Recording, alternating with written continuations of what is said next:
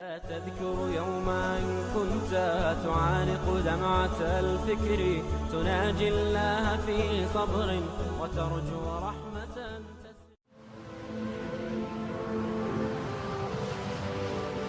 حضرت عمر رضی اللہ تعالیٰ عنہ جب ایمان لائے تو آپ نے ایک ایک کافر کے گھر کے دروازے پہ کھڑے ہو کے کہا کہ تم کمزوروں کو مارتے تھے، میں تمہیں بتانے آیا ہوں میں محمد عربی کا نوکر بن گیا۔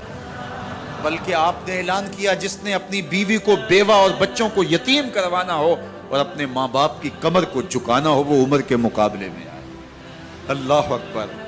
زنیرہ نامی ایک خاتون تھی، بہت کمزور، راوی کہتا ہے کہ اس کی ہڈیوں میں گودا نہیں تھا، عشق رسول تھا، اور اس کا ظالم آقا اس کو مارتا ہے، اور جب مار مار کے تھک جاتا ہے ادھر سے عمر آ رہے ہیں، یہ اسلام لانے کی پہلے کی کہانی ہے، ادھر سے عمر آ رہے ہیں تو اس نے کہا عمر تم جوان آدمی ہو تو یہ چھوڑتی نہیں ہے اپنے نبی کا نام، ذرا تم آؤ۔ عمر کوڑا پکڑ لیتے اسے مارتے مارتے مارتے تھک جاتے ہیں تو پانی پینے لگتے ہیں، تو کہتے ہیں مجھے تیرے پہ ترس نہیں آیا لیکن میں ذرا پانی پینے لگا ہوں، اور پھر گلے کے اندر ڈال کر کے کوڑا اور اس کی رسی کو پل دیتے ہیں اور اس کی آنکھیں باہر نکل آتی ہیں اور کہتے ہیں بلا اپنے نبی کو جو تیری آنکھوں کی بینائی واپس کرے۔